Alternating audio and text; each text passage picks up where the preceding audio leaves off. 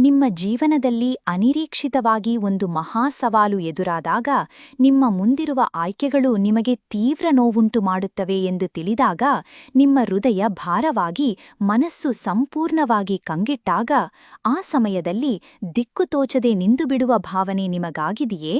ನೀವು ನಂಬಿದ ಮೌಲ್ಯಗಳು, ನಿಮ್ಮ ಪ್ರೀತಿಪಾತ್ರರು, ನಿಮ್ಮ ಕರ್ತವ್ಯ ಇವೆಲ್ಲವೂ ಒಂದಕ್ಕೊಂದು ವಿರುದ್ಧವಾಗಿ ನಿಂತು ಯಾವ ದಾರಿ ಸರಿಯೆಂದು ನಿಮಗೆ ತಿಳಿಯದಾದಾಗ ಅಂತಹ ಘಳಿಗೆಗಳಲ್ಲಿ ನೀವು ಒಬ್ಬರೇ ಅನುಭವಿಸುತ್ತಿದ್ದೀರಿ ಎಂದು ನೀವು ಭಾವಿಸಬಹುದು. ಆದರೆ ಈ ಅನುಭವವು ಮಾನವ ಜನಾಂಗದಷ್ಟೇ ಹಳೆಯದು. ಸಾವಿರಾರು ವರ್ಷಗಳ ಹಿಂದೆ ನಮ್ಮ ಇತಿಹಾಸದ ಪುಟಗಳಲ್ಲಿ ದಾಖಲಾಗಿರುವ ಒಂದು ಮಹಾಕಥೆಯು ಇಂತಹ ಸಂದಿಗ್ಧತೆಯ ಆಳವನ್ನು ವಿವರಿಸುತ್ತದೆ. ಈ ಕಥೆಯು ಪ್ರಪಂಚದ ಅತ್ಯಂತ ಪವಿತ್ರ ಗ್ರಂಥಗಳಲ್ಲಿ ಒಂದಾದ ಭಗವದ್ಗೀತೆಯ ಮೊದಲ ಅಧ್ಯಾಯ ಅರ್ಜುನ ವಿಷಾದಯೋಗದಿಂದ ಬಂದಿದೆ. ಭಗವದ್ಗೀತೆಯು ಮಹಾಭಾರತದ ಭಾಗವಾಗಿದೆ. ಇದು ಕೇವಲ ಒಬ್ಬ ರಾಜಕುಮಾರನ ಕಥೆಯಲ್ಲ, ಇದು ನಮ್ಮೆಲ್ಲರ ಲೊಗಿನ ಕಥೆ. ಭಗವದ್ಗೀತೆ ಒಂದು ಸಂವಾದದ ಚೌಕಟ್ಟಿನಲ್ಲಿ ನಿರೂಪಿಸಲ್ಪಟ್ಟಿದೆ.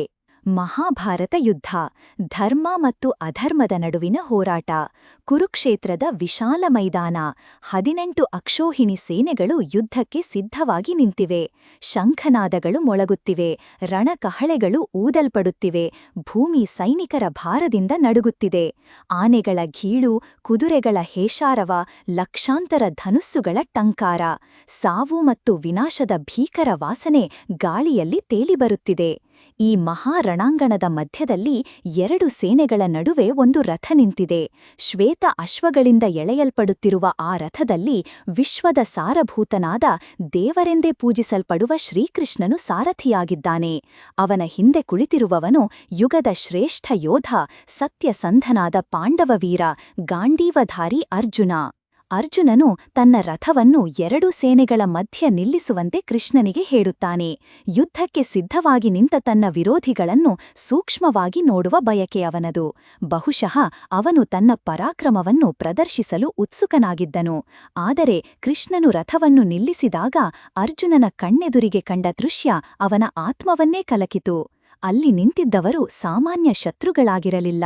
ಅವರು ಅವನ ಬಂಧುಗಳು, ಅವನ ಪ್ರೀತಿಯ ಅಜ್ಜ ಭೀಷ್ಮ, ಅವನ ಗುರು ದ್ರೋಣಾಚಾರ್ಯ, ಅವನ ಮಲ ಸಹೋದರರು, ಅವನ ಚಿಕ್ಕಪ್ಪಂದಿರು, ಅವನ ಮಕ್ಕಳು, ಮೊಮ್ಮಕ್ಕಳು, ಸ್ನೇಹಿತರು, ತನ್ನವರೇ ಆದ 100 ಜನರು ತನ್ನ ವಿರುದ್ಧ ಕತ್ತಿ ಹಿಡಿದು ನಿಂತಿರುವುದನ್ನು ಕಂಡಾಗ ಅರ್ಜುನನ ಹೃದಯ ದುಃಖದಿಂದ ತುಂಬಿಬಂತು. ಅವನ ದೇಹ ನಡುಗಲು ಪ್ರಾರಂಭಿಸಿತು, ಅವನ ಬಾಯಾರಿತು, ಅವನ ಕೈಯಲ್ಲಿದ್ದ ದಿವ್ಯ ಧನುಸ್ಸು ಗಾಂಡೀವ ಜಾರಿ ಕೆಳಗೆ ಬಿತ್ತು. ನಿಲ್ಲಲು ಶಕ್ತಿಯಿಲ್ಲದೆ ರಥದ ಹಿಂಭಾಗದಲ್ಲಿ ಕುಸಿದು ಕುಳಿತನು. ಅವನು ಕೃಷ್ಣನಿಗೆ ಹೇಳಿದನು, ಕೃಷ್ಣ, ನನ್ನ ಅಂಗಾಂಗಗಳು ಶಕ್ತಿ ಕಳೆದುಕೊಂಡಿವೆ, ನನ್ನ ಮನಸ್ಸು ಸಂಪೂರ್ಣವಾಗಿ ಕಂಗೆಟ್ಟಿದೆ. ಈ ಯುದ್ಧ ಮಾಡಿ ನನ್ನವರನ್ನು ಕೊಂದು ನನಗೆ ಸಿಗುವ ರಾಜ್ಯ ಸುಖ ನನಗೆ ಬೇಡ. ಯಾರಿಂದ ನಾನು ಬದುಕಬೇಕೋ ಅವರೆಲ್ಲರೂ ಇಲ್ಲಿ ಯುದ್ಧ ಮಾಡಲು ನಿಂತಿದ್ದಾರೆ. ನನಗೆ ಗೆಲುವು ಬೇಕಾಗಿಲ್ಲ, ನನಗೆ ರಾಜ್ಯ ಬೇಕಾಗಿಲ್ಲ.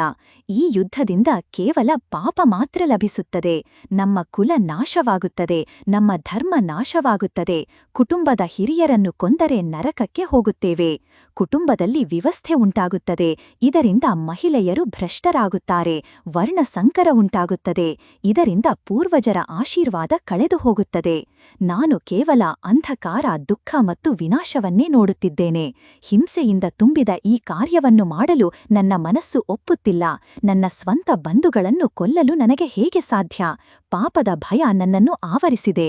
ನನ್ನ ಕರ್ತವ್ಯ ಏನು ಎಂದು ನನಗೆ ತಿಳಿಯುತ್ತಿಲ್ಲ. ನನ್ನ ಮನಸ್ಸು ಸಂಪೂರ್ಣವಾಗಿ ಗೊಂದಲಗೊಂಡಿದೆ. ನಾನು ದಿಕ್ಕು ತೋಚದಂತಾಗಿದ್ದೇನೆ. ದಯವಿಟ್ಟು ನನಗೆ ದಾರಿ ತೋರಿಸು. ಅರ್ಜುನನ ಈ ಸ್ಥಿತಿಯನ್ನು ನೋಡಿ, ಅವನು ಕೇವಲ ಯುದ್ಧ ಮಾಡುವನಲ್ಲ, ಅವನು ಒಬ್ಬ ಸೂಕ್ಷ್ಮ ಸಂವೇದನೆಯುಳ್ಳ ಮನುಷ್ಯ. ತನ್ನ ಕ್ರಿಯೆಯ ಪರಿಣಾಮಗಳ ಬಗ್ಗೆ ಆಳವಾಗಿ ಚಿಂತಿಸುವವನು. ಅವನ ದುಃಖ ಕೇವಲ ವೈಯಕ್ತಿಕವಲ್ಲ, ಇದು ನಾವೆಲ್ಲರೂ ಎದುರಿಸಬಹುದಾದ ಒಂದು ನೈಜತೆ.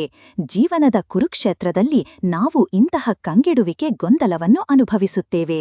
ಭಗವದ್ಗೀತೆಯ ಸಂವಾದವನ್ನು ವ್ಯಕ್ತಿಗತ ಆತ್ಮ ಮತ್ತು ಪರಮಾತ್ಮನ ನಡುವಿನ ನಿರಂತರ ಸಂವಾದಕ್ಕೆ ಹೋಲಿಸಲಾಗಿದೆ.